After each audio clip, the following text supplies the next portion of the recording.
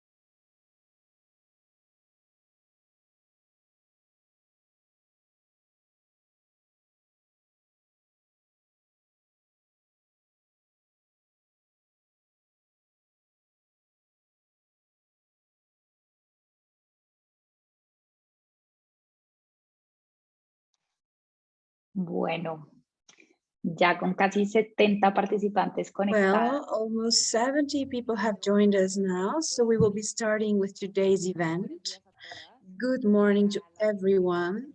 For those who don't know me yet, my name is Daniela Gomez Bonilla. I am part of Connect America's Women, and I am very happy to bring to you our entrepreneurship community, this talk on leadership with a very special guest I will introduce in a moment. For those who are joining us for the first time for our events, Connect America's Women, we support women to export, internationalize, and insert new value chains, because we believe these are some of the most effective strategies to have more competitive and permanent entrepreneurships in time. So we want to help you to lead your enterprises throughout these processes, to lead your teams in the best possible way, and to reach all the things you want within an enterprise, taking care of the most important thing within it, which is human resources. I want to introduce you to our guest for today. She is Victoria Riaño.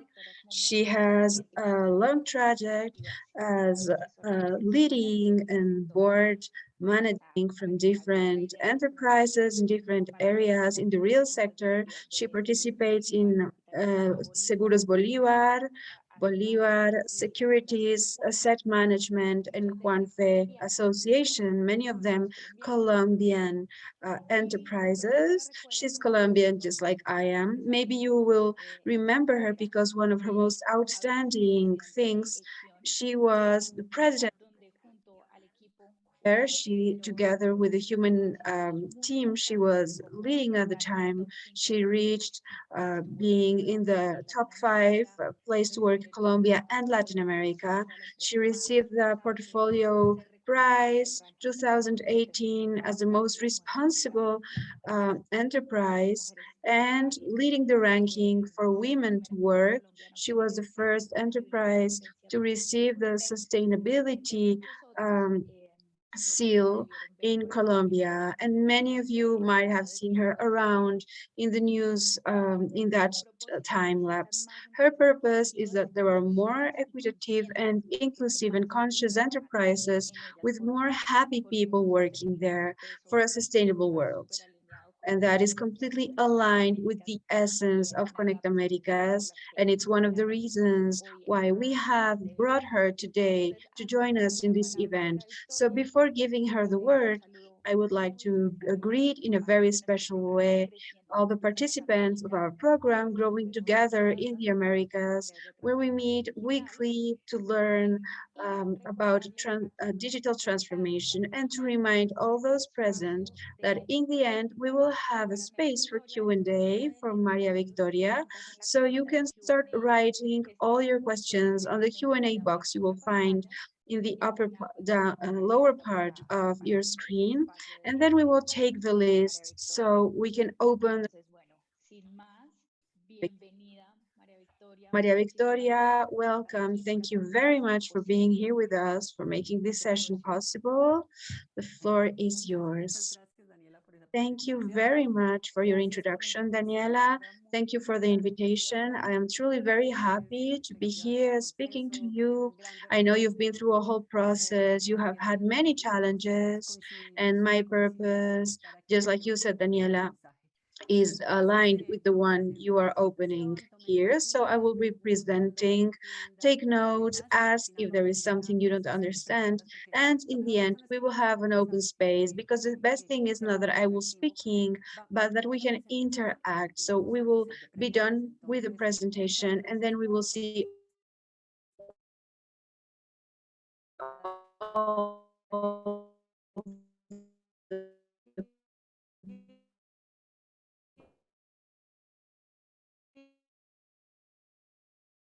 I forgot to mention one thing for participants. We have interpretation to English and Portuguese. You can select it also in the lower part of your screen where you see interpretation. Here you can choose the language. You can listen to Maria screen. Yes, perfect. So Daniela introduced me, but I like to share where I'm talking from. Why am I talking to you right now in all these conferences I'm sharing right now? So all the technical part of my studies and where I work, you saw, but I love sports, a high sports. I was one of the first women in Colombia who went up the Aconcagua mountain, which is a 7,000 meters high mountain. I have run in ultra marathons with my daughter or by myself, 56 kilometers. This is important among all the things I will share with you, because this way of doing sports has taught me many things, how to reach in these long races. Sometimes I feel I can't go any longer, but this is what teaches me to get to know myself better. So these races has allowed me to learn a lot about myself. Sometimes we believe we know ourselves, but every time I am doing one of these races, I get to know myself even better.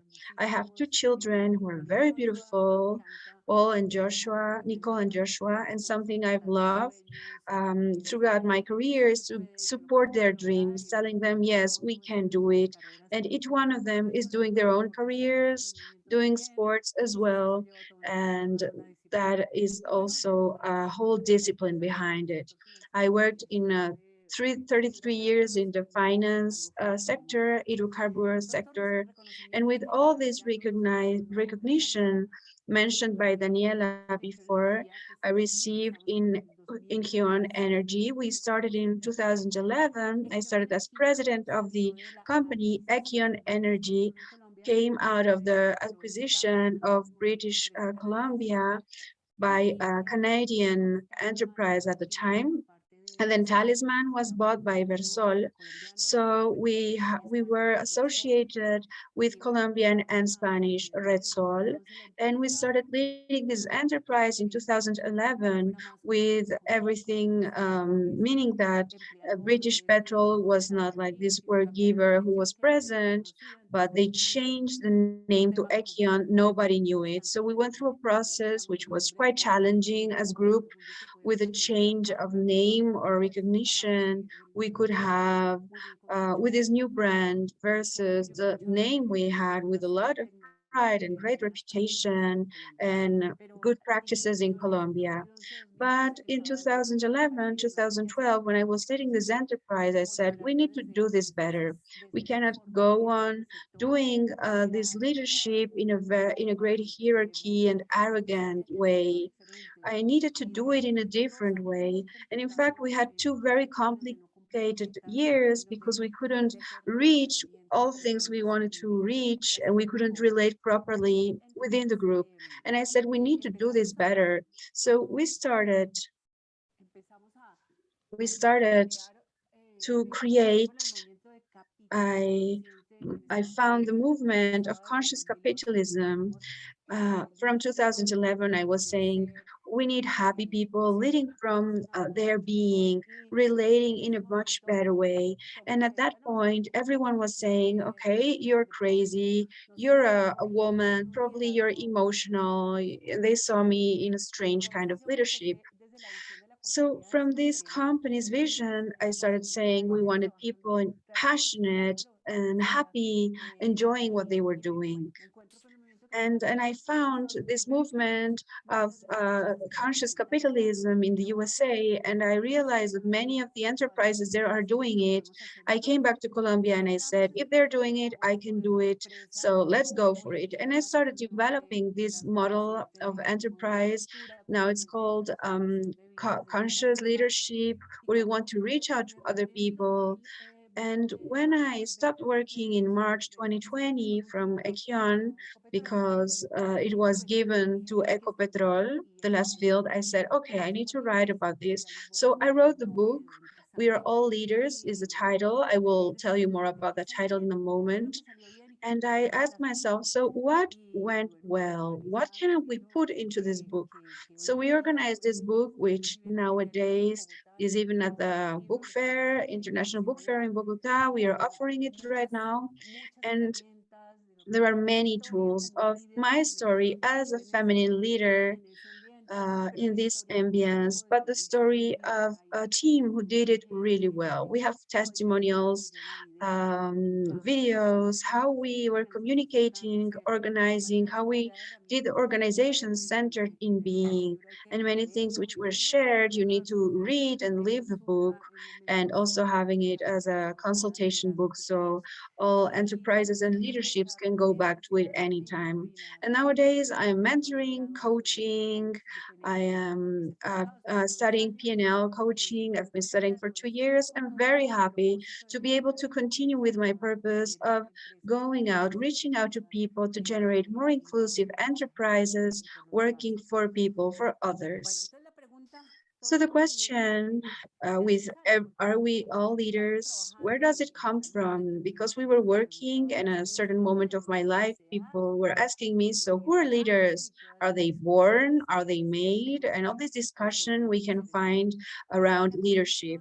But the conclusion after seeing the model where we had generated a working place where everyone was happy, our families were happy, they loved the enterprise, we were all working very happy, we were owning in a very personal way the results from the enterprise, and the results were exceptional.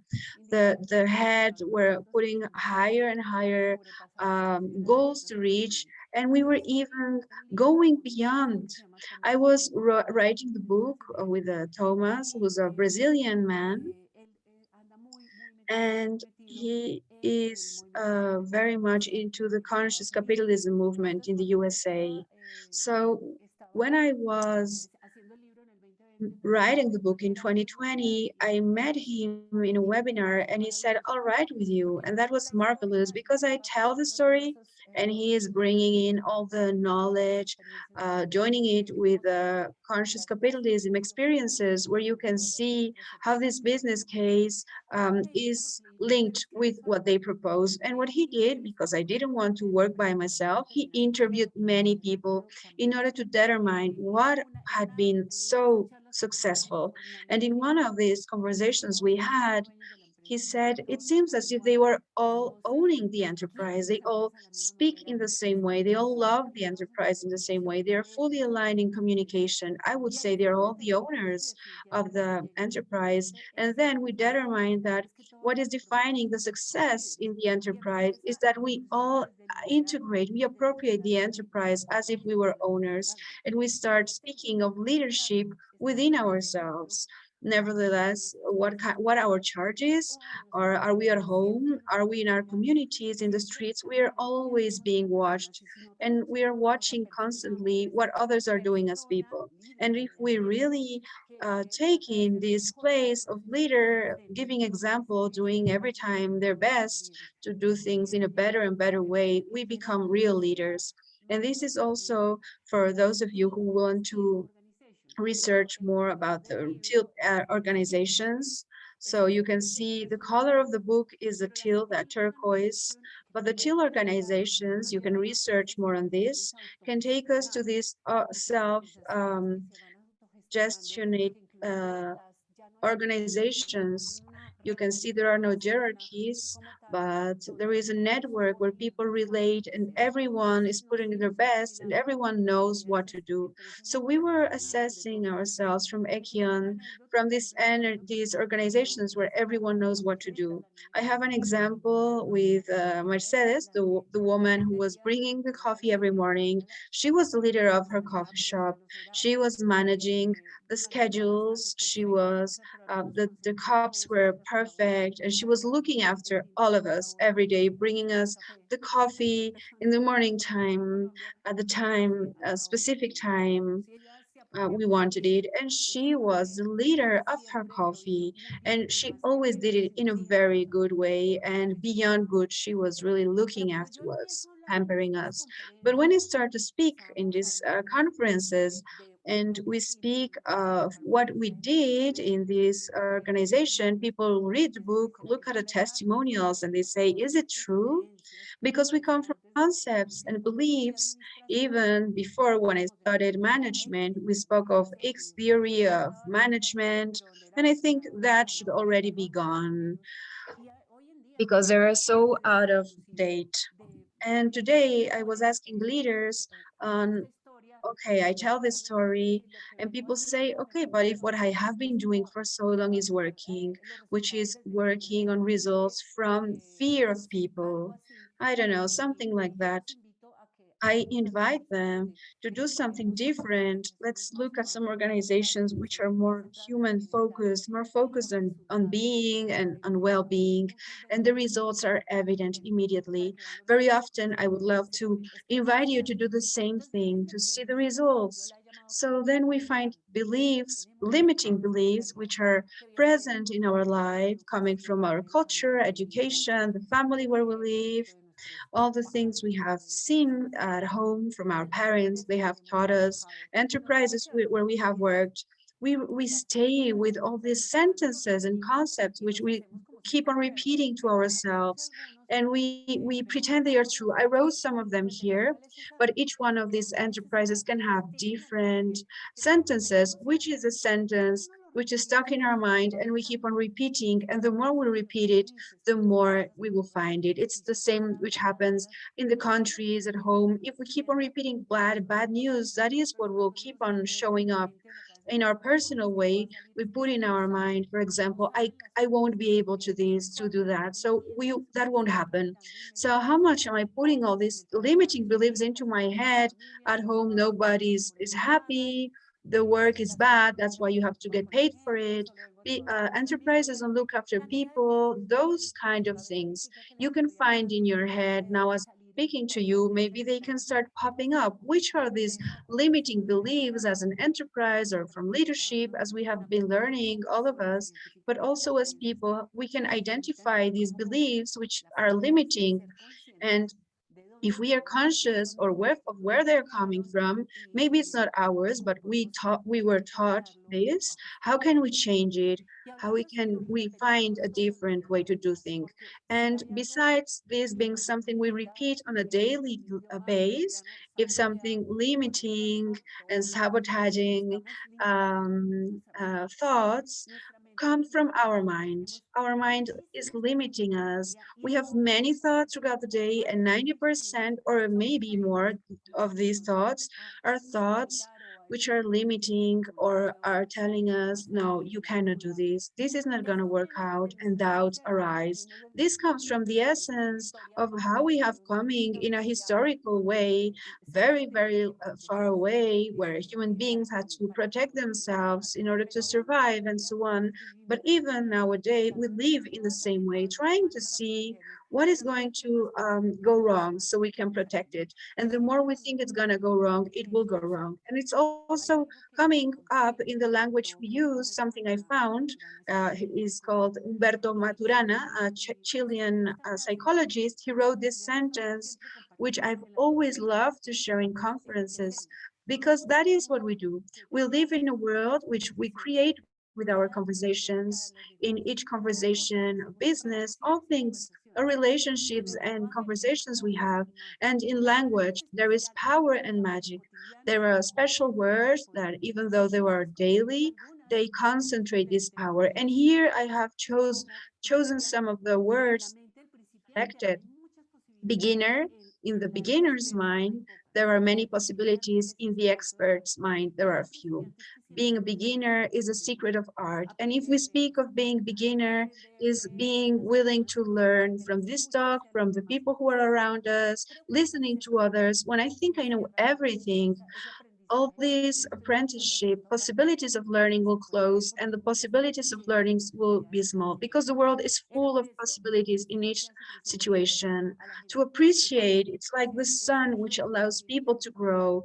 It's recognition, daily recognition with ourselves, first of all, self-leadership, and then towards others. Team, saying we are a team, unites wills and multiplies intelligence. If we think we can do it by ourselves, and with women, with this idea of, yes, I can do it, I'm a Wonder Woman and so on, we forget that the way in which we do things best, as I say, we are more. Together we can do many more things. Together we can create greater knowledge. Yes, it's a declaration which opens doors and builds paths. If you say no immediately, you will step back several meters behind where you were. But if you say yes, you open a possibility. Yes, how can we do this? Maybe I'm not happy with what I'm being presented in this moment, but if I say, okay, yes, let's try it. How can we do this? For those of you who have children, you open possibilities in your mind. If you say, instead of saying, I didn't like that, you say, I would like to find a way to do it better. If you say yes, you open possibilities.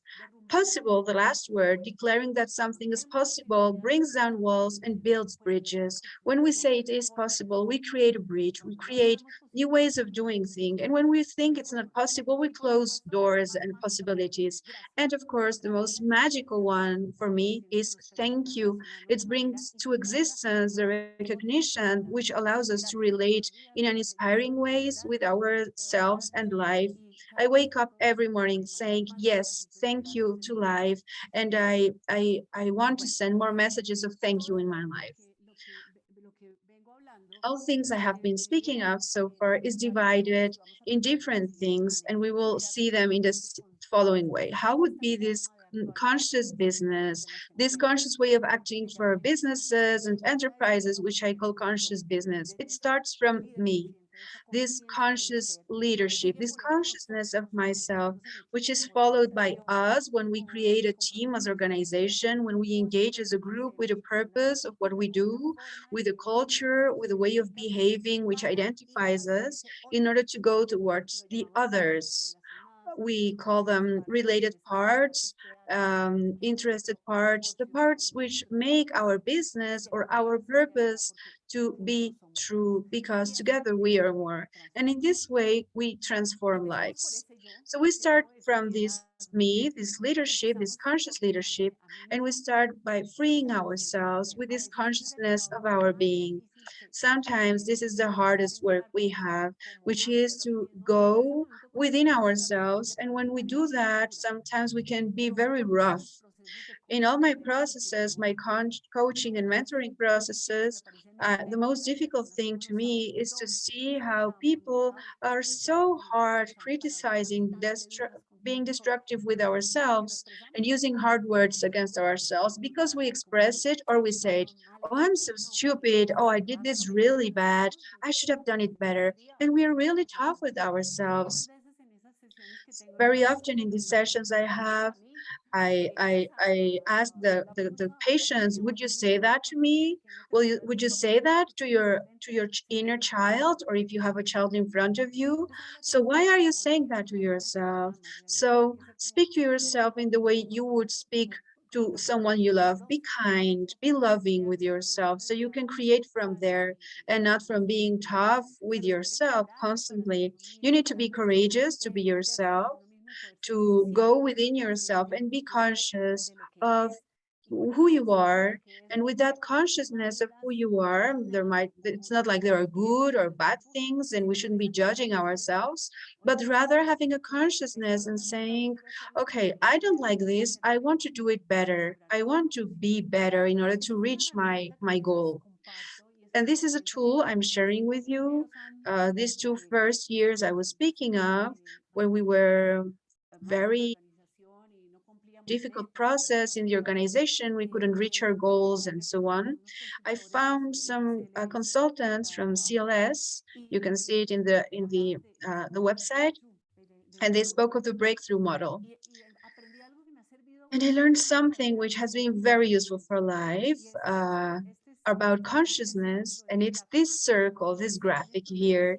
Here in these green ones, these are, you pay attention to what you know or you don't know. You can express, I know how to do this very good, I know about finances, I know how to cook, or I don't know whatever, which I don't know.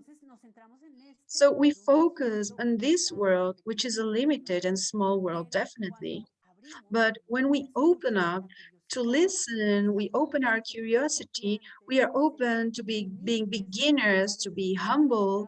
And in a moment, I will speak more about humbleness, to ask for feedback, recognizing I don't have all answers, asking for help, and having a generous listening. I will go into a world I didn't know that I didn't know. For example, sometimes you can receive some feedback or somebody tells you, oh, wow, you're really good doing this. Well, I didn't know that I knew how to do that, but other people are seeing it and they are seeing strength in me I had not noticed before. So we are going into this I don't know that I don't know world. And I think, okay, I could use this in a better way. I could use it as a strength I didn't know I had, or this really large one, this dark blue, I have no idea of all things I don't know. But when I'm open and I listen and I'm curious, I will learn many things. With this word humility, I was using it in the company and they said, what do you mean, to look down? No. And I was looking in a certain way. The meaning of the word, maybe I was wrong by using it. And I found a sentence which is said by a great entrepreneur who went to visit his Zen teacher to learn some things. But this great entrepreneur was speaking all the time to this Zen teacher about his great ascendance and what he knew. And at a certain point, this teacher was pouring on some tea. And this entrepreneur said, "What are you saying? I'm burning my hands. You're pouring the cup so much with tea that it's leaping out." And he said, "You are so full of knowledge that anything I will say to you will just flow out because there is no space. So we need to be open and know we don't know everything." And I would like to complement it with this methodology, breakthrough methodology. There are two different ways of listening, and we will see this uh, during the whole conference today. There are different ways of listening. We have filters. We have a very cheap way of listening very often, especially today with so much information and cell phones and all these things we have. We focus and try to do several things at the same time. We think we can do that, multitasking, because I know that we learn when we are focalized. Otherwise, I'm not taking 100% of the information and I'm not open to learn. And there is a generous listening, which is generous and genuine. With these filters, an important thing, we called it St. John radio. It's this constant voice which is there. The personal filter, the ego, oh, I know everything. I'm not going to listen to this because I already know. I'm listening, I'm looking at somebody when he's speaking to me, and I say, oh, I already know that. I'm not going to listen anymore. Utility, I'm only taking what is useful to me. I judge. So they're speaking to me and I say, oh, this person is not well dressed. He's not speaking well. He's not using proper words. He's not looking good after herself. And I'm preparing the answer from parting from judgment. The closure, and I recognized it. It's something very present in me. I was always in a rush. So people would come to me to speak, and in my head, I was saying, yeah, hurry up. I need to go. I need to go. Hurry up. So, of course, I was not listening. When I was conscious of this, I started to do it in a different way. And instead of trying to pretend I was listening, I would say to people, wait, I have to go. I'm in a rush. I can't listen to you. Maybe you have something very important to say to me, but I can't listen right now. So we would find another space where I could listen and get out of my head this hurry up, I need to go. To look good because you feel yes, but you're not listening. And resignation, you are not interested in conversations. This can kill a generous conversation, which should be with no filter. We should be conscious of these filters which are present, like this St. John radio, which is playing all the time in our head. And we should say, wait, one of the things because of which I can access extraordinary results, like this blue part of the circle, is always listening and always learning and wanting to understand the others. We have another way of listening, which is cheap, with filters, with personal experiences, ready to answer instead of really listening, full of prejudice and paradigms. When I'm doing this, I cannot train myself to listen in a generous way. And of course, the other conversation is when we take it as personal. Somebody make a great effort to make a great presentation, and he was wrong with one number. And the leader was just looking at that. No, that's not well done. That isn't good. And the rest of the work is lost, and the time of the presentation is lost. Instead of saying check that number, I'm giving an example of a presentation within a corporation, but we can find many examples of where we are losing energy and time in our organizations, enterprises, our work, when we are stuck with things which are taking our energy away. So which are things which are doing this? These are expectations which have not been satisfied, or conversations haven't had. We need things to say some things, and if I don't say it, they will come up sooner or later, and then we will be stuck with the subject. This won't allow us to progress. And this, which is a very special thing, is to make promises, declarations. and asking things. When we are in our enterprise, family, friends, very often we say, okay, I need to make a presentation or I need to make homework. We speak very fast. Okay, that's it. And the moment comes to show the presentation and it wasn't good enough. We feel tired, we're in frustration because we didn't reach the goals. And of course we lose time and costs within organizations. And this is something we need to do very often. Sometimes it's very boring because we feel we need to go very fast, but we need to be very specifically present with expectations. Okay, I want you to do X in time Y in the following way. And the person should answer, I promise I will do X in Y time. And then I say, I declare that X is possible. We see it in 3 boxes, but it's not easy. I need to say, it's really difficult. And then being able to answer for this. But when we do it and people engage with doing these things, and they fail, I say, okay, are you failing me or are you failing the other person? You're failing yourself because you engaged. This is something we should practice and study in a better way, saying, okay, really, are people understanding what I'm asking? And sometimes we say, no, people, they don't understand me, but maybe I cannot express in a proper way because I don't know. Maybe there are things I need to improve in my communication so things will work in a better way, more efficient way. And more about me, I will speak a lot about the me, you will see. We connect with our creative emotions and express them productive way. Something which happened very often to me as a woman leader. We are very emotional. We shouldn't express emotions because that expresses vulnerability. I would like to recommend you a documentary from Bernie Brown on Netflix. She studied a lot the subject of vulnerability, and they learned from her that being vulnerable makes us courageous, brave human beings who are able to relate and share with others. And vulnerability brings another advantage to an organization with creativity and emotions. Something I want to share is that we won a prize for best innovation enterprises, and we hadn't worked for that.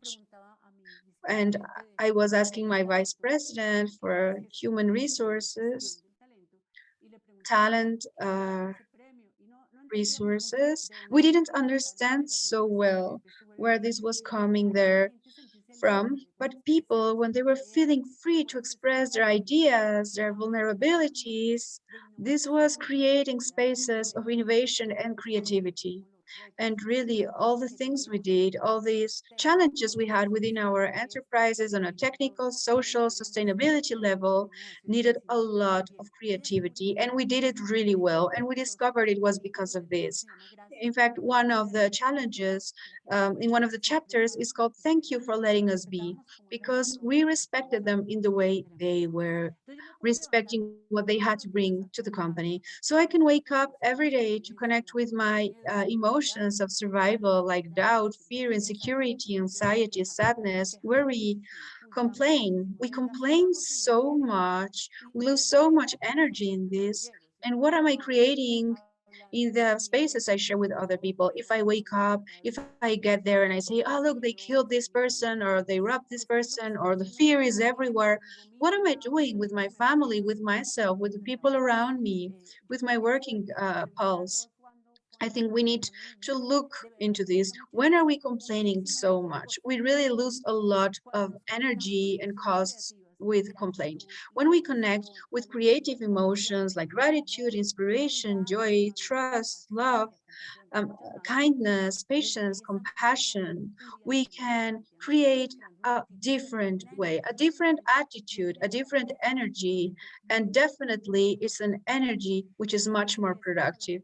Very often we say, have a good day, but the true sentence should be, make a good day. Make it a good day for yourself, for those around you, wherever you are. And the other thing where we fall very often as human beings is to look constantly for guilt. this is something which is the present since we are children, where we speak of this is somebody spilled it or somebody damaged it, and then you arrive home and they said, no, it's broken, no, it got lost, it, in third person. And this, I'm speaking of children, this is something present in the organization. They would come with projects, they would, where we had problems, and they said, the project is delayed. And I said, oh, it's delayed by itself. They walk by themselves.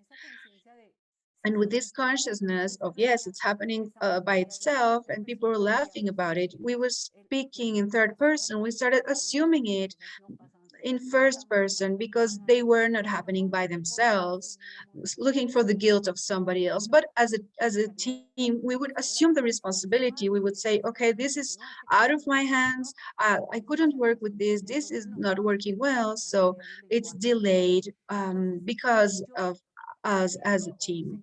So by pointing to others, what I'm doing is giving my power to the other people by being a victim. Because if the child has bad notes at school, it's guilt of the teacher, while the child has the power of doing and having good grades. This is an example in families, but in organizations or in a daily life, as human beings, we're signaling, pointing at other people, we are giving them our power, and we are being victims. We are assuming this posture as a victim. So what can I do daily to do it better? How can I use my language to take in the responsibility, my ability to respond? And authentic communication. We already spoke of the generous listening, but here I want to speak of 3 or 4 components. We were speaking of generous listening. We should speak listening with compassion, really connecting our heart and our mind when we are listening in a generous way. Compassion in this graphic is something I really love. But what I mean is we need to be able to understand and have the empathy of the other from the cultural and belief or system of the other person, comparing it with mine. Here we have an example. Sometimes I see 6 and the other says 9, and we are both right. Here it's right. It depends on where you are. So if I can stand on the other side, or he can change and go to my side, he will see a 6. But this is not so clear because each one of us, we are speaking parting from our beliefs, our experiences, which makes us see things and express things in a different way, seeing it with other glasses, other eyes.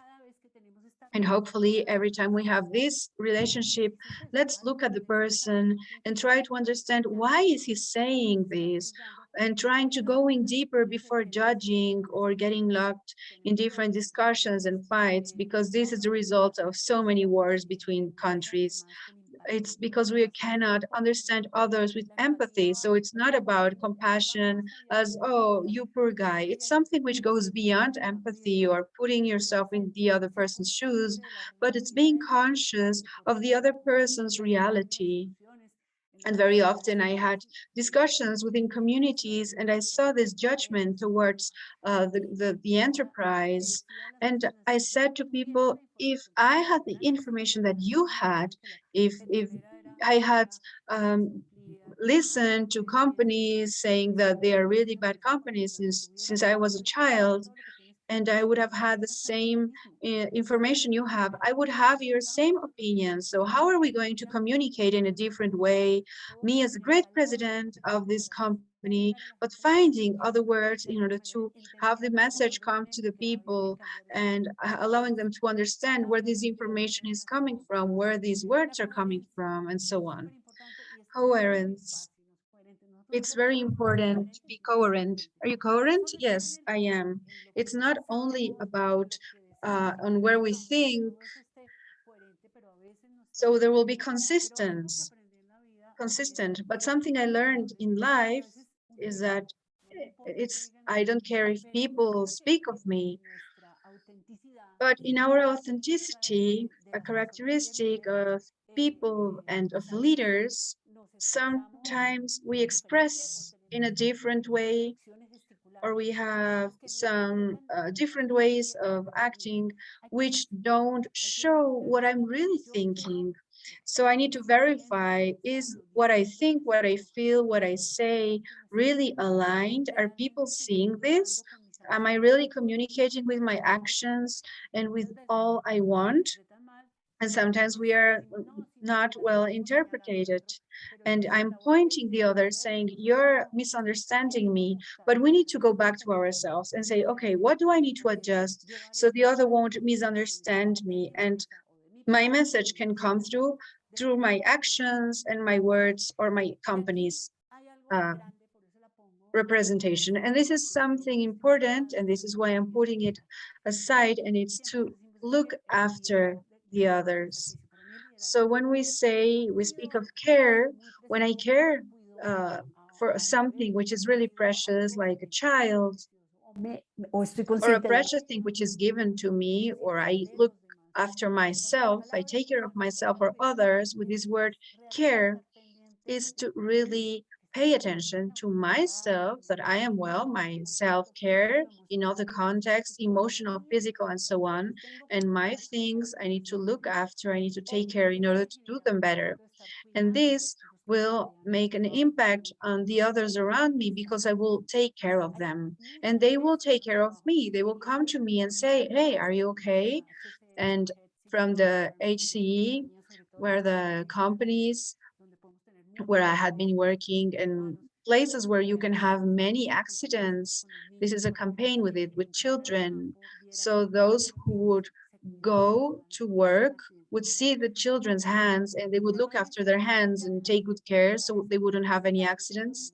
But it's about the well-being of each one of the participants. When we start to take care of the well-beings of those around us, we as leaders can do many things for those around us.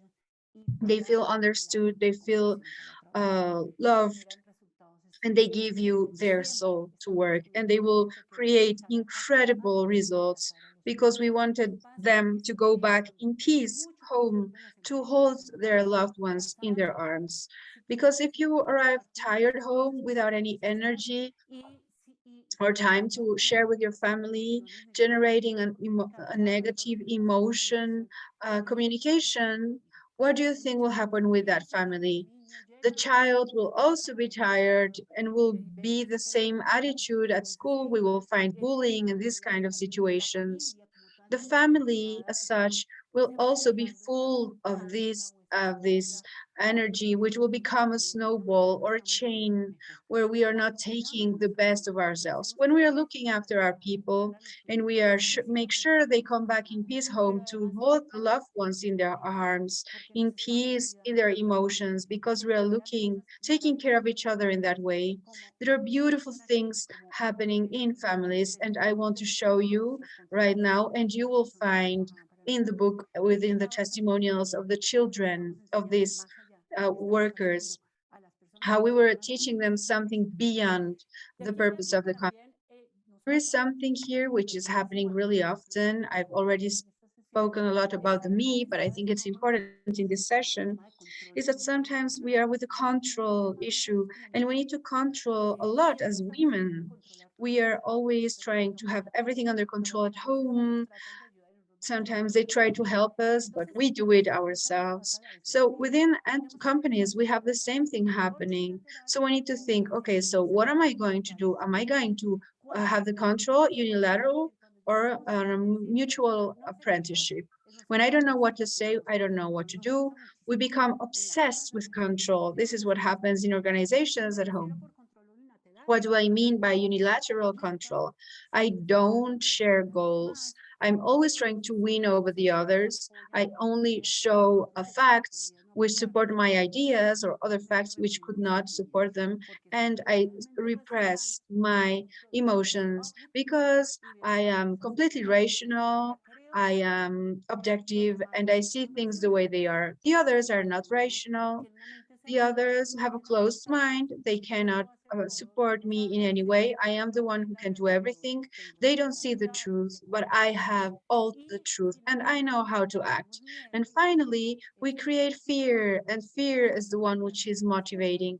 Somebody has to carry guilt. We need to point out to others. And then the fear to failure will bring you to movement. And we can have success in specific goals, but not in these exceptional results we want to reach. But I can move towards a mutual apprenticeship or a mutual learning where we have collective goals, where we all learn and we have a part of this triumph, this winning. We share all this information and we accept my emotions. I accept my vulnerability. I know I have limits. I know I don't know everything. My point of view is subjective and it's conditioned by my beliefs and emotions. So I can open up to other beliefs and other people who feel or see things in a different way. The other people can compliment me. They see things I don't see because I can't see everything. And we all give our part. So we have different perspective. Learning is motivation. We learn from our mistakes. And how can we do this better? That is a question. Okay, well, how can we do this better? Because if there is something we have as human beings, is that we always find a path to do things in a better way, even in the worst ways of messing things up. And here we can see who is a conscious leader, authentic, conscious of himself, conscious of the impact which is generating with our words, with our actions, with our uh, coherence. What am I creating all the ambiances?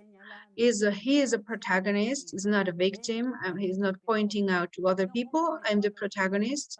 He's not compromising human values to reach a material success. He speaks his truth and listens to others' truth with honesty and respect.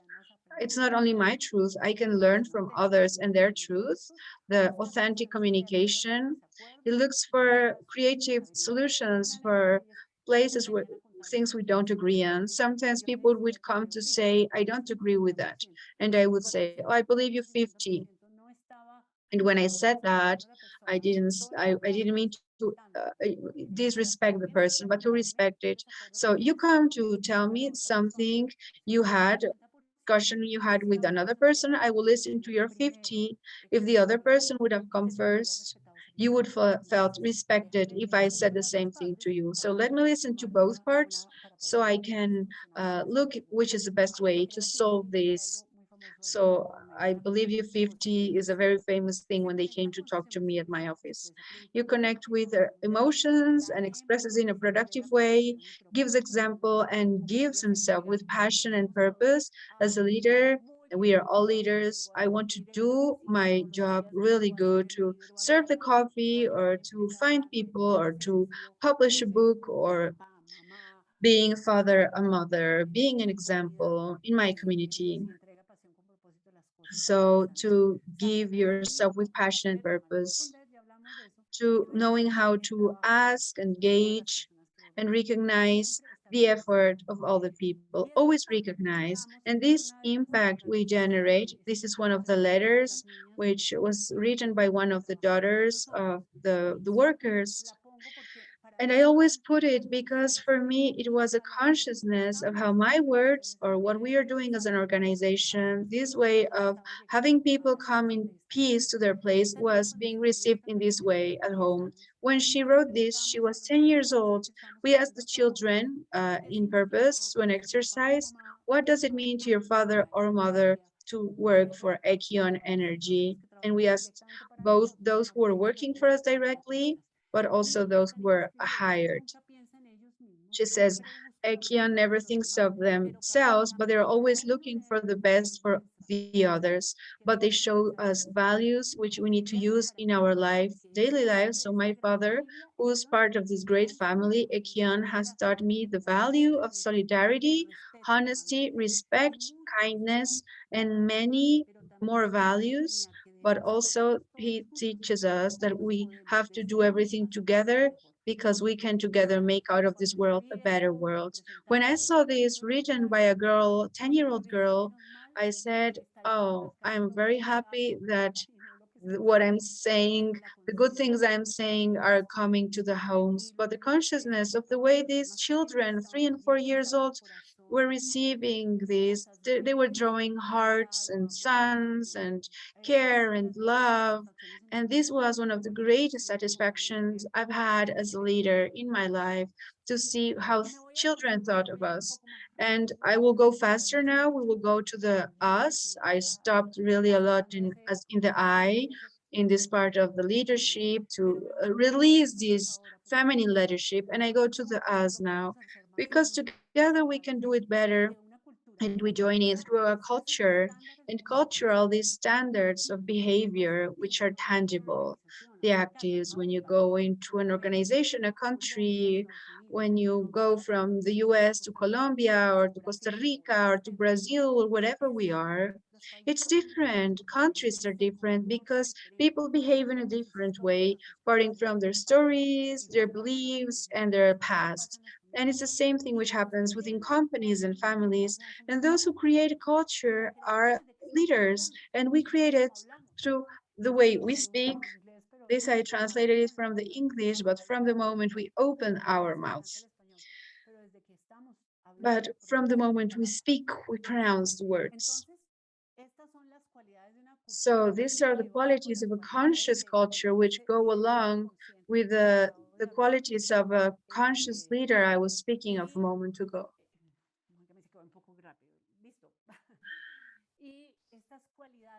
And these qualities are trust, what we generate in people. It's something within ourselves which generates trust. La confianza no es And fácil I de want to invite you to think of something. It's something very difficult to earn trust, very easy to lose it, and difficult to get it back. So how can we generate this trust? How can we daily be conscious of not losing trust of other people? How can we generate it? With integrity, with consistency. And this trust is both internal and external in all levels, and with all interested parts or related parts. We spoke of the care for others. In this culture, needs to reflect the care for others. We need to give example with behavior where we are looking for people, for nature, for ourselves. And declaring all these characteristics need to be declared in very specific behavior. When sometimes we say, I said egalitarianism, people try to name you because they want to put you on a high ranking, but finally we are a group of human beings who are here for a common purpose. Even in the organization, when I arrived to the field, people would give me different food because I was the president. So they had these really special things for me. And it's not because it's a bad thing. They really wanted to be doing special things for me. But these specialized things would create a difference with the other workers of the field who saw I received different food in different places. I said, if you want to give me different food because we have to eat very fast, let's eat in a different place to go faster. But if we are going to share with people, let's share. Let's make the same line to receive lunch in the same place and have the same lunch everyone's doing at the same tables. This made us feel very close.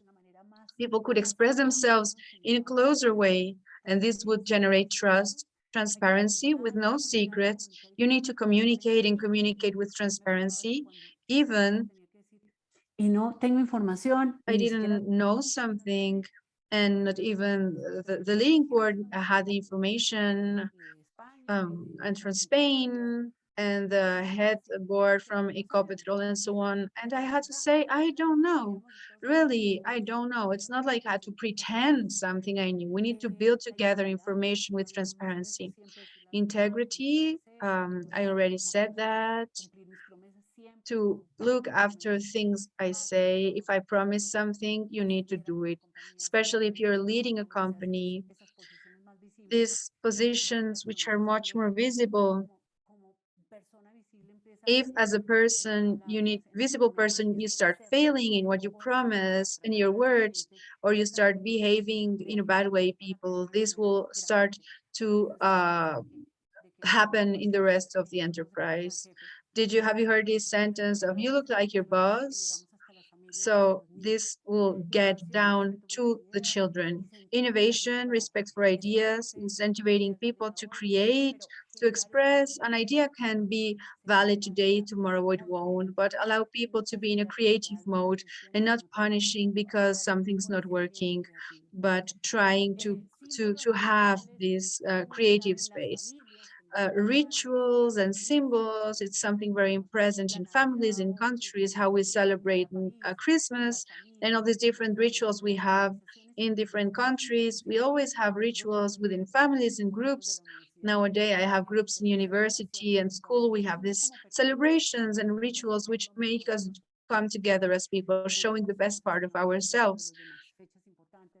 Important dates, anniversaries, sports, and so on. Obsession for happiness.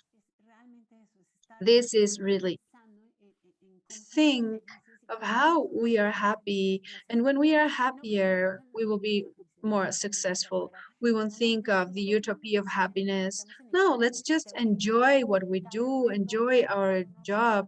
Any challenge, interruption, or problem which will show up in the company, how can we solve it? Always recognizing, always saying we can do this in a better way.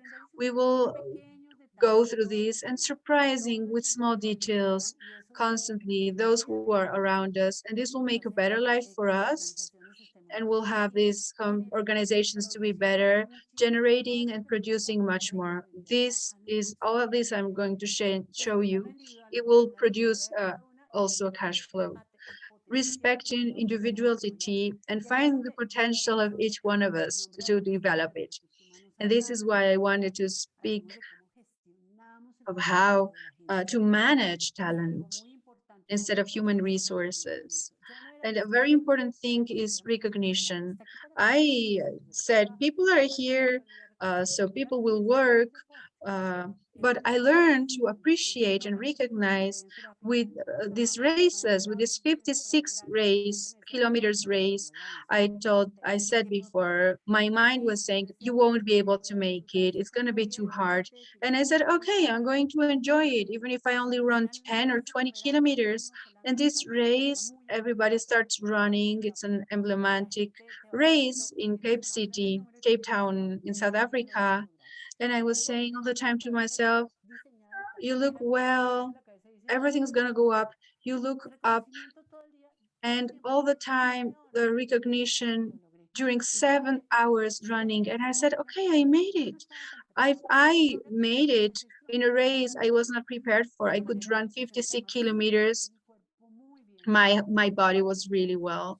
I said, okay, this is working. This works very often. Of course, sometimes we do things which seem impossible because we don't recognize our talents, and we recognize all small things we are bringing to others with ourselves as well. Wow, you did it really well. Well done.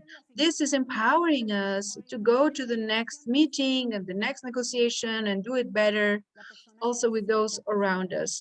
The person who feels appreciated always gives more than we expect. So try this at home. How often are you congratulating? Is this somebody who did it by themselves, or did we do it all together? If you think a good thing of somebody, always say it. You cannot imagine the power a word, a kind word has, an unexpected kind word has. Always. That's something which happens to us. If you go somewhere on the street and somebody says, wow, you're looking good today, or you're doing this really well, it's like, wow, it will be, if it's unexpected from somebody who you don't even see, will tell you this, let's practice this. You will see how we build a better place, a better world. Now we're going to speak of the goals. Yeah, you need to have a goal with people. And sometimes we feel like it's difficult to find a goal. And if you don't have a goal, you can start stressing about that. And I think we need to take this in a calm way. The goal de ser, de existir, es eso que nos hace is que la this empresa reason of being, of existing, that our enterprise will feel valuable and it will flow in a harmonious way. We can start with ourselves by saying, okay, I heard my purpose. I had it even before joining the company. I left the company and I still have my purpose, and I still am a leader, and I still share my message, and I'm very happy, even if I'm not in this big company. And it's something which happens within the organizations. Why are we? Why do we exist? Why is it necessary for us to exist, this business we have? What is the contribution we want to give to the world and those around us? Would they miss us if we disappear? Would somebody miss us? And why is the world a better place with our presence? This is something which we can answer as an organization, but when we define this as a group, an organization, and we bring it, you can see how this arrived all the way to the family with the letter I showed you from this 10-year-old girl. Our purpose of creating sustainable energy and working happily and making things to be possible, that was our purpose, our goal. How can we align around this?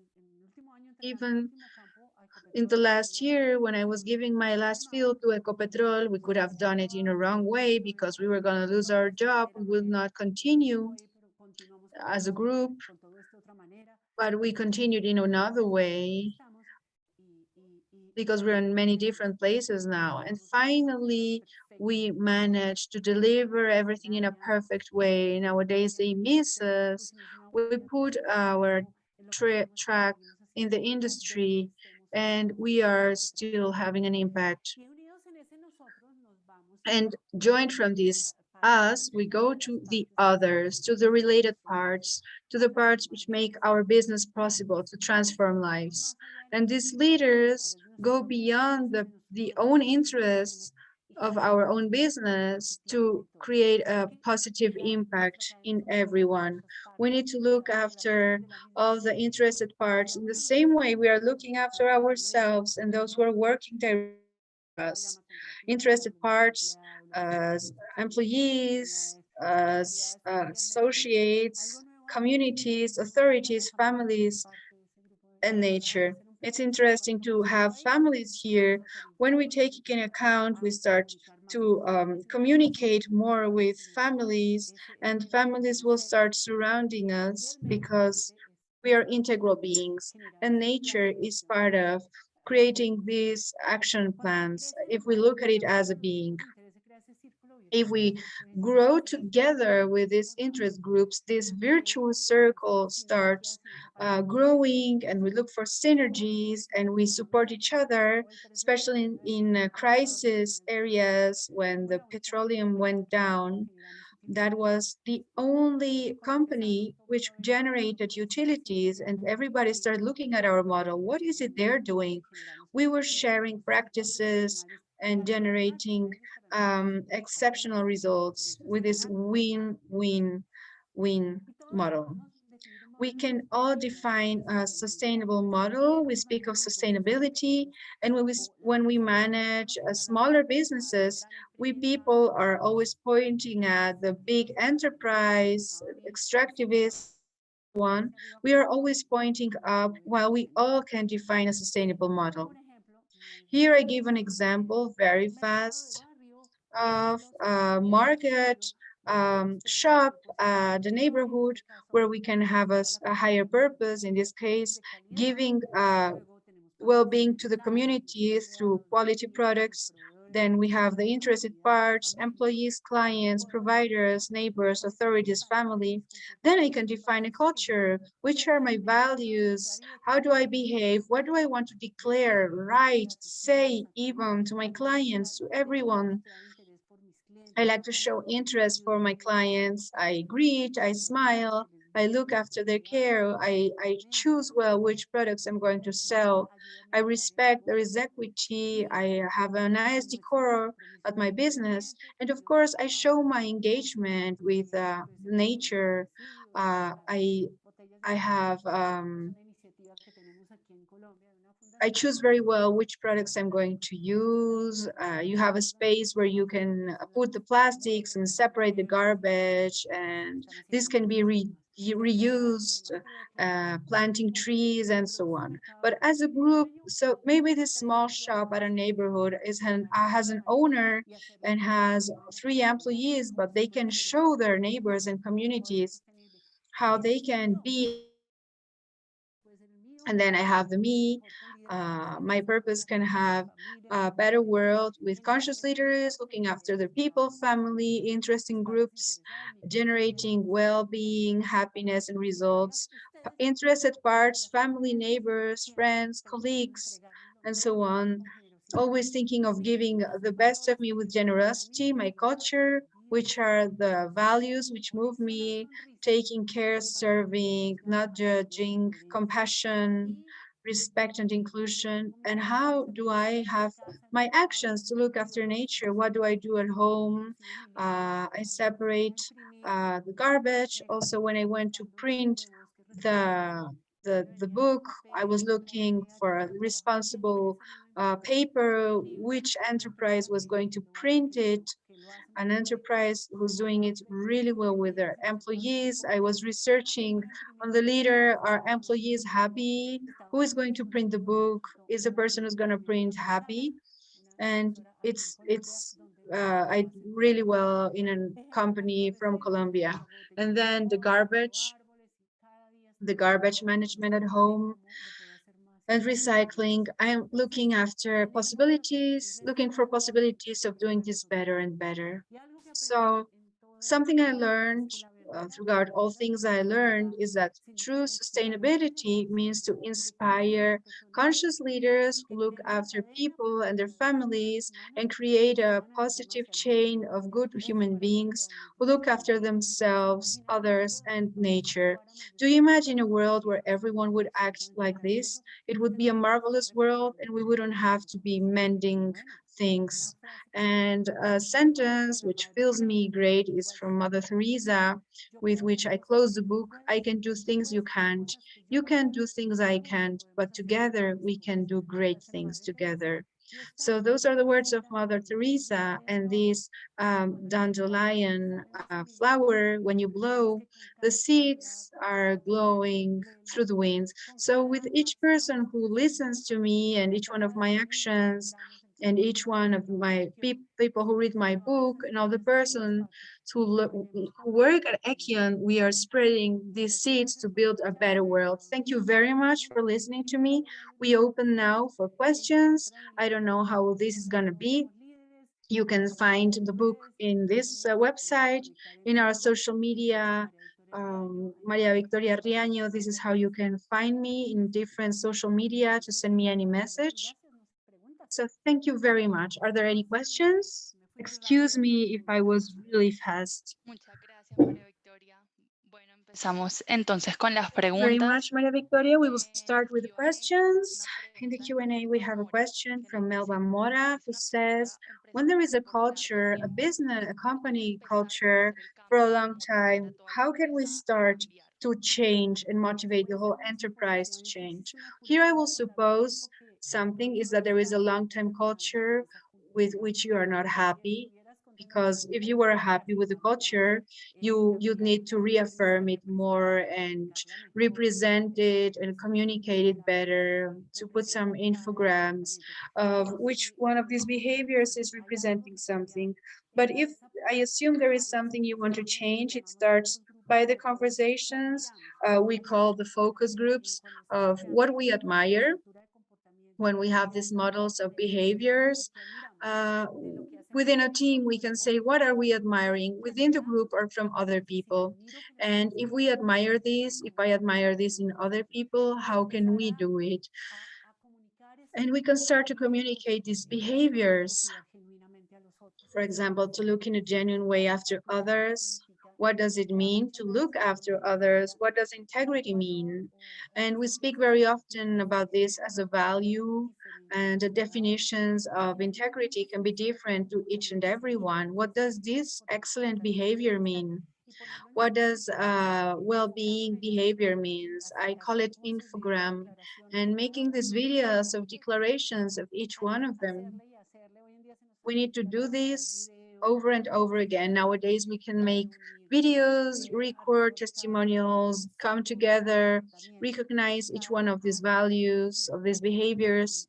Yearly in the birthday celebration, we would do a nomination so others would recognize one of the behaviors they had. In the book, you will find much of that.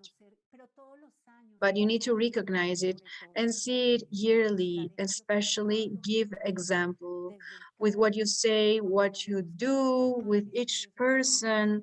Those who are leaders, more visible, give a lot of example. Muchísimas gracias. Bueno, seguimos con la pregunta de Thank you Ana. very much. We will continue with the question of Ana Semino. Maybe you can ask directly. Well, thank you very much, María Victoria. The question which comes up as you were speaking, when you have a difficult conversation, I was thinking of that. So what happens when in a conversation turns difficult with a client or with a partner or with anyone who's working with you because the project is not working well? And then there's something on the table, the subject of guilt comes up. Well, you know, it's not a matter of guilt, but there were the circumstances or external factors. How can you manage these kind of conversations? I think that these conversations, when they are very difficult, definitely there is an emotional charge where we are damaging instead of building together. The first thing we need to do is stopping them. Something I had in my enterprise, in all the relationships we had, is that in the HCE subject, we knew that if we felt in an insecure ambience, we would stop working. I said to them, it's much easier sometimes if we chop our arm off to heal, have it heal. But if you have an emotional wound, this will take a long time to be healed, or maybe it won't ever be healed. So if we have some people within us who are emotionally insecure, we need to stop it. Let's stop, let's breathe, take a moment, let's take some more time, do it later. And we need to work together. We can have many inconveniences, we can have problems, but we need to work together. It's not like we have to work. Sometimes with clients, I said, what are we doing? Losing? Is this what we're working for, to lose? Don't you think we can win, all of us? Shouldn't we find ideas to win and do it better? And sometimes it fails because of external factors, but I don't think it's about finding guilty people or pointing out, but it's saying, okay, we didn't see this could happen. Let's assume our responsibility without blaming others. But okay, with this consciousness of what's going on, how can we do it better? Definitely, we need to stop these conversations, these difficult conversations. If I'm going to have them, I know I will go to a meeting with a client, a worker with a difficult conversation. You can prepare it so it won't be too heavy on an emotional way, because it can come out and we won't reach our goal. We need to solve things instead of damaging or hurting. But if we have this emotional charge, because of other stories, the conversation will end and we will say that was not the purpose. The purpose was to build. And if it comes out, because sometimes it's difficult, then we need to realign once again. And the only thing which allows us to have this kind of conversations is preparing them properly. What do I want to say? What do I want to reach? And then always go back to that purpose. That's what I could recommend. Thank you very much. Very nurturing, your answer. Bueno, gracias a ti, Ana, por participar. Ahora Thank you, seguimos. Ana, for participating. Now, Verónica Arana. Hi, good morning, Maria Victoria. Thank you very much for your words. I speak to you from Nicaragua. I would like to ask you whether within the other qualities of the conscious culture you expose to us, we could also speak of, in an explicit way, respect for human rights, for working rights, among other rights. And also the second question I have, which is related to the first one, is whether another quality within this conscious culture we could state that incentivate, guarantee good practices on a social and ambiental level. Would that be part as well of the things we could identify in this conscious culture? Thank you for the question. This quality is present when I speak of care. You are speaking of human rights, and you are speaking also about environment rights. So which behavior within your enterprise and your family will lead you to that? You can say, okay, take care of environment, but what do you pretend, or what does your company pretends? What do you want to do in order to take care of the environment? What are you going to do?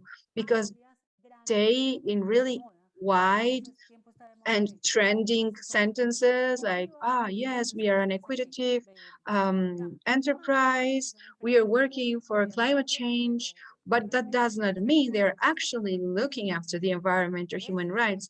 Of course, as a conscious enterprise, we need to act towards that. If, like I say in my book, if you're not doing in favor of something, at least don't damage it. If you speak of culture, bring it down to behaviors, to clear behaviors. What is the behavior you want to do with your enterprise to look after human rights? Which kind of people, or how are you going to hire? What do you do? What won't you do? Bring it out to behavior and express it in that way so people will understand it. And the same with the environment. We look after the environment. Okay, what? Start from home. If I declare there is a sustainable, responsible enterprise, what am I doing? So each one of the members of my environment, my community, and my relation parts assumes that responsibility parting from home. We in fact also did the best practices for environment at home, and then we would share these, and then we published so everyone would learn about this. But what do I do in my company? Something which happened about coherence with environmental practices. One of the things we received was the water bottles with the logo of the enterprise. But I said, I declared my company is looking for environment. So the people who came with this idea from communications, I said, there is no way I'm going to give to people plastic bottles. I know that they will be the event. I know that we need to drink water during the event. We cannot make people to bring their own bottles to refill it during the event. But look how you can go out of the coherence, and people could have received this bottle, this plastic bottle. I would have given thousands of them. So yes, it is within the care quality, bring it down to specific behaviors, even with drawings. What does it mean to behave in this way? Thank you very much, Maria Victoria. You're welcome, Verónica. Listo, seguimos con Reina Perdomo. Let's go with Reina Perdomo. Listen to your question.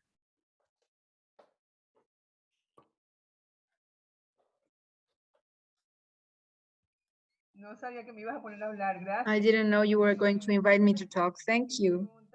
My question is related to what you spoke of on how to deal with toxic problems.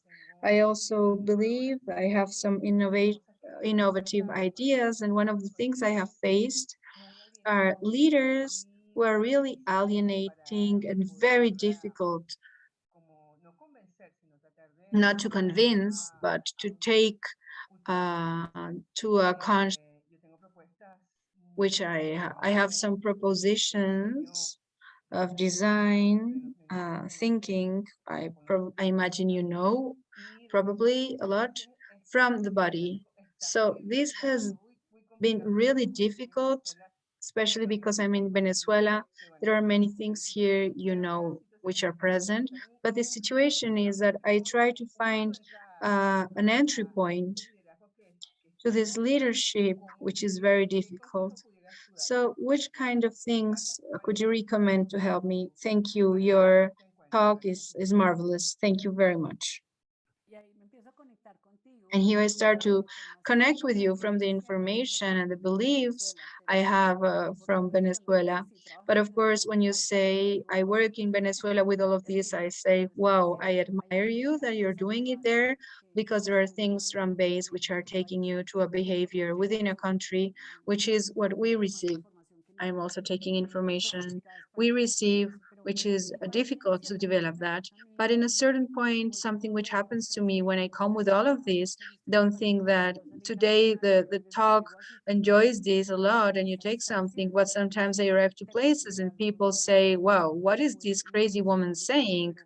She's too emotional maybe, but I say it's working. It worked in this company full of men. I could say it's sexist and so on, but it doesn't mean it's working everywhere.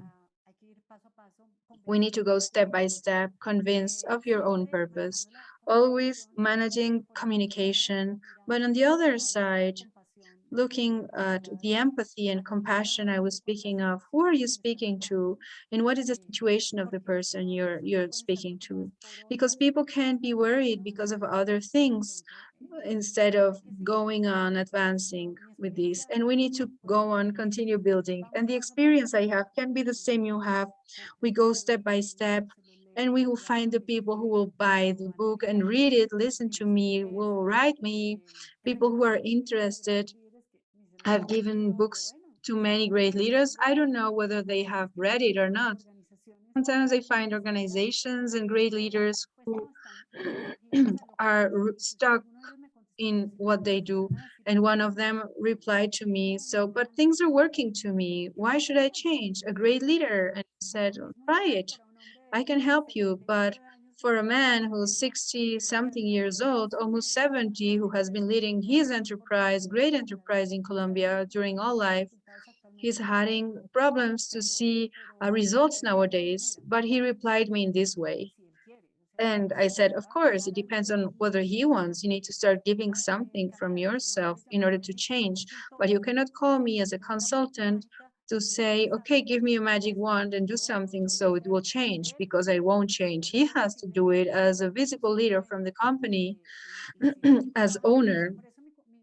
And that's why my talk starts from the I. If he starts saying, okay, I can do, we can do a lot for the us and the others and the results. But if the person is not willing to do so, it is complicated. Did I answer your question properly?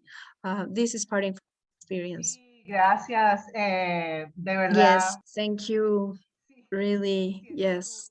I feel your empathy with the situation. I wrote in the chat that what you have to say is difficult, because when there is a survival, conflict, and chaos experience like the one we're going through here, it's difficult for people to go into a higher frequency and understand things in a different way.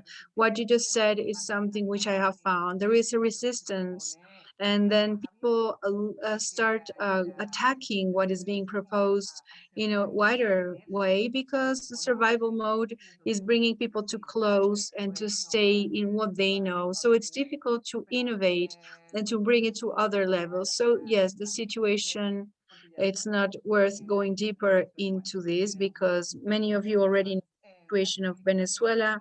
We have many problems in Latin America as well with what you were saying, sexism, and this is something, I don't know how we can improve it, but we will improve it. Yes, and something I found with this conscious capitalism, I find more people who want to stay there, but conscious capitalism is parting from all of these things I spoke, and people say, okay, I'm a conscious capitalist. I say, okay, can you show that to me? And we have start using, we need to modify our own language, and we can find many ways. With the big companies, it's difficult because of the egos and the path they have gone through. But I'm very happy working with smaller companies who are willing to work with this and take it further beyond.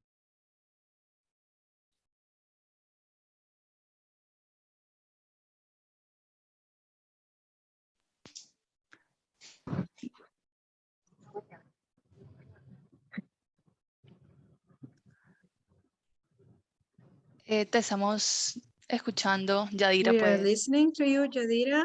You can make your question. Oh, excuse me. Well, my question is based on the subject of leadership.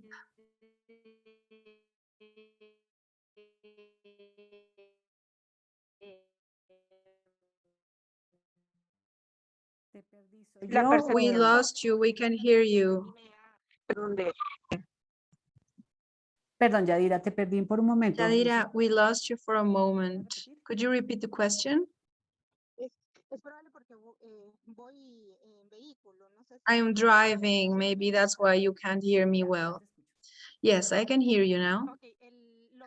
Okay, so what I was mentioning before is that I think we all have been listening for years.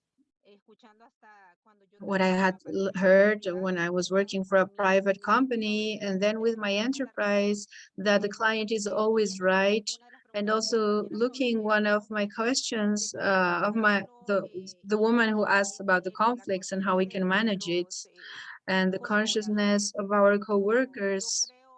When I believe that there are different kinds of clients and that it's not always the client is right. So as a leader, how can you approach?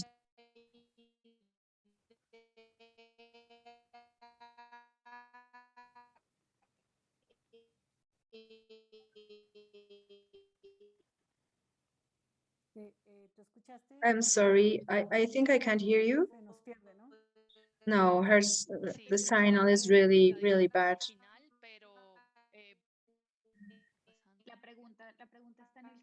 The question is in the Q&A. If you want, you can look at it there. Y la muteamos. Ya está muteada, pero no sé por qué todavía se escucha. Creo que ya, ok. Bueno, María Victoria. Okay, Maria Victoria, I think that what we could hear is a conflict she has with this relation with clients, parting from this idea of client is always right.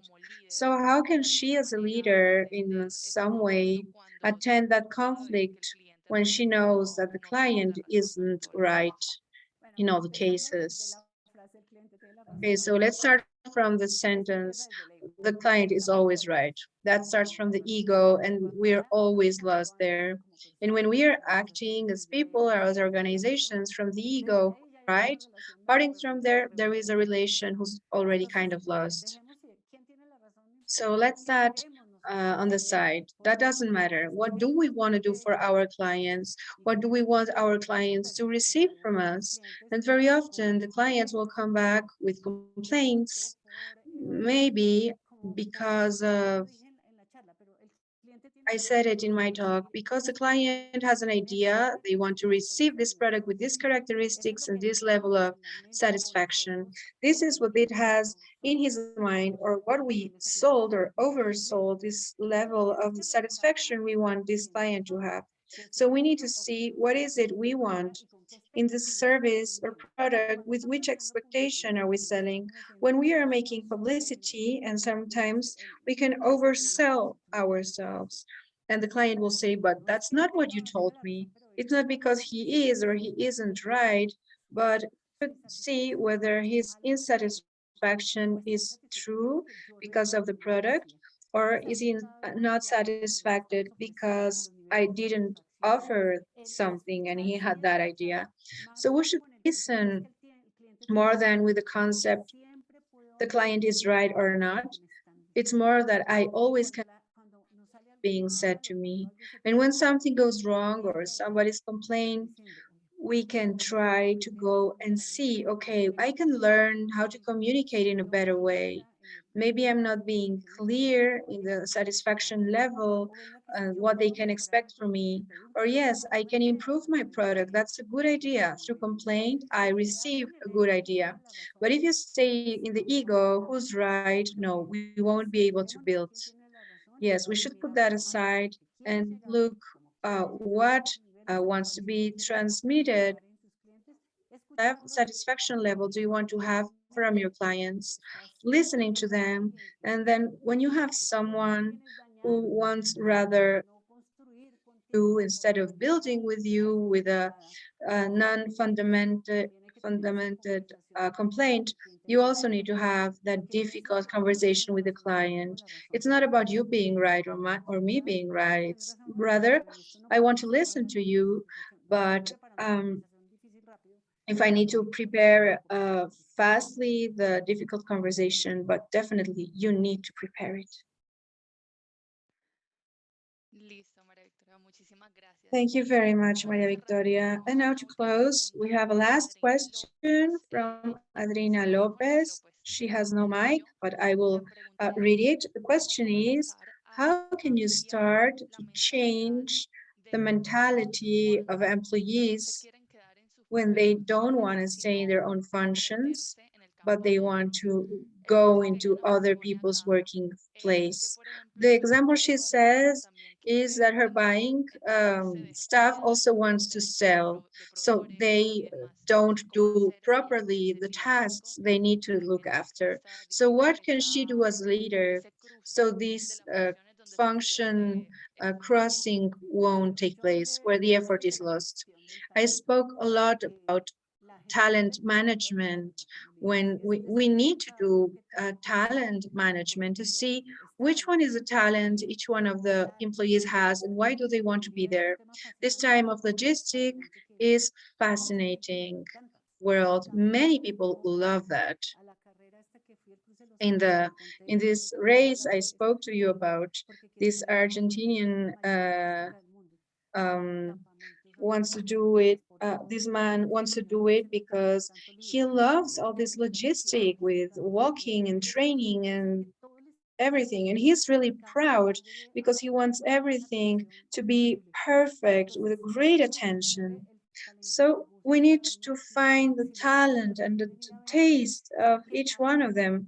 If the person from talents want to go to sales, maybe they don't see their department as a place where they can develop and grow in a proper way, but for example, those who are selling have better recognition. So you need to generate, to create this together we are more, to give the same recognition the person who is in buying a department as the one which are selling, and try to understand why do they want to change. Maybe you need to adjust something in the process or language and recognition.